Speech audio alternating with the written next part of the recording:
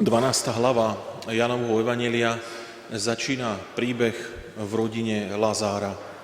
Táto rodina sa zoznámila s Ježišom, keďže bývali blízko Jeruzalema, pravdepodobne za jeho verejného účinkovania. A stali sa blízkymi priateľmi. Sám Ján opisuje vzťah Ježiša a Lazára, že boli blízkymi priateľmi. A jeho dve sestry, Marta a Mária, jedna z nich dlhšie vzdorovala Ježišovi a keď sa potom tiež nakoniec obrátila, tak táto rodina vytvárala Ježišovi také útočisko. Zvlášť už v tých chvíľach, kedy Ježiš sa potreboval aj skrývať, lebo mu samotní Židia číhali na život, tak keďže bol Lazár bohatý, tak boháči zvykli mať viacej sídel a zvlášť pri tých svojich poliach Lazár s najväčšou pravdepodobnosťou podnikal s olivovým olejom, mal olivovú záhradu pri Jeruzaleme, v ktorej sa Ježiš potil krvou. Dával mu tento svoj majetok k dispozícii. A keďže bol veľmi bohatý, mal po Judei viacej takých tých stanovišť, kde mali nejaký ten domček popri tom polí, kde sa o ten sad staral nejaký človek a ten tam bol stále. A Lazár vytváral Ježišovi, ako chodil po Judei, vlastne také satelitné domčeky, kde Ježiš sa mohol uchylovať. 6 dní pred Veľkou nocou Ježiš prichádza do Jeruzalema a znova Ježiš využije túto pohostinnosť Lazára. Vyzerá to tak, že Lazár po svojom vzkriesení už tak prilipol k Ježišovi, že už mu dával všetko. Bolo mu k dispozícii všetko. A vtedy to zvykli páni robiť tak, že zanechávali v tých domčekoch sluhov a tí mali byť prichystaní kedykoľvek prijať Ježiša a jeho učeníkov, aby sa mohli najesť, aby si mohli oddychnúť, aby mali kde prespať. A tento dom v Betánii, ktorý to bol jeden z takých domov, kde Ježiš mohol nachádzať toto svoje útočište. A aj tento večer, keď prichádzal Ježiš do Betánie, tak spravili večeru. Učeníci si mohli oddychnúť, mohli sa poumývať, oprať si šaty a trošku byť spolu v bezpečnom prostredí, lebo v Jeruzaleme to už vrelo.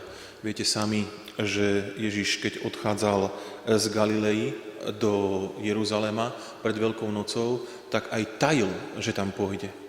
Hej? A mnohí sa v Jeruzaleme pýtali, či príde na sviatky.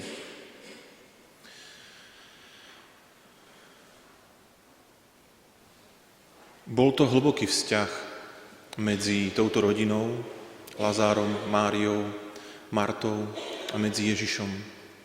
A títo ľudia boli vždy prichystaní na to, keď bude Ježiš chcieť prísť, aby mu otvorili dvere. Aj s nami chce mať Ježiš priateľstvo.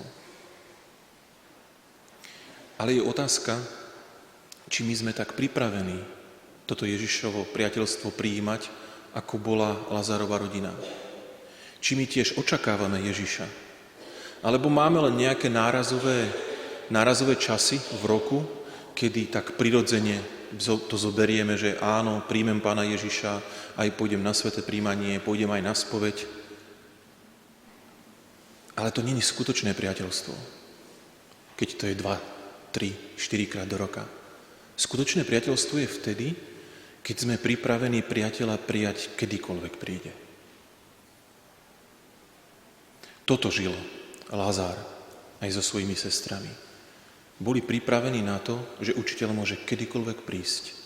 A keď zaklope, oni mu otvoria a hneď ho pohostia a hneď ho privítajú vo svojom srdci. Je aj moje priateľstvo s Ježišom takéto? môže Ježiš aj do môjho života kedykoľvek prísť? Alebo keď sa nebodaj Ježiš rozhodne prísť 2-3 mesiace po sviatkoch, tak už ho čaká v mojom srdci hriech. Už ho tam čaká nepripravenosť. Už ho tam čaká nepohoda. Sme pripravení v ktorýkoľvek okamžik Ježiša pustiť do srdca? Prijať ho ako priateľa? Prijať ho ako hostia? Takto Ježiš hovorí aj v jednom svojom podobenstve. Buďte pripravení. Kedykoľvek Pán zaklope, aby ste boli pripravení otvoriť mu a pustiť ho dovnútra. Teraz je taký intenzívny čas takého pripravovania sa na to, že púšťame Boha do svojho života. Ale viete, ak chceme žiť s Bohom skutočnú intimitu a hlboké priateľstvo, tak toto nemôžeme obmedziť na sviatky. Priateľstvá, ktoré žijeme na Veľkú noc a na Vianoce, to sú tí ľudia, ktorým možno pošlete pohľadnicu. Možno už nie pohľadnicu, tí mladší už pošlú SMS-ku, alebo ten mail. Ale ak sa s týmito ľuďmi nestretáte aj mimo týchto sviatkoch a ak ten vzťah není intenzívny, tak to nie sú vzťahy, ktoré nás robia šťastnými.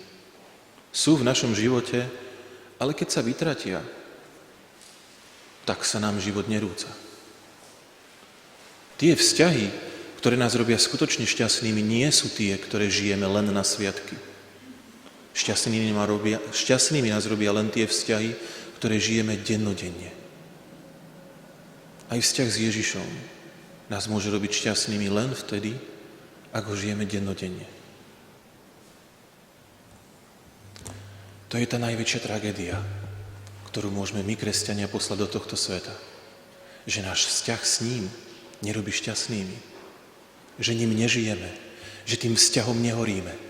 Že to není pre nás tá najdôležitejšia vec.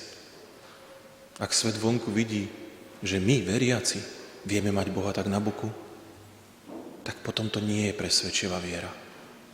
Ale ak tento svet vidí, že žijeme s Ježišom dennodenne a vidí na nás, že nás to robí šťastnými, tak potom sme sa stali jeho svedkami. Potom sme poslaní do celého sveta, aby sme ľuďom mohli hovoriť o svojom šťastí s Ježišom. Amen.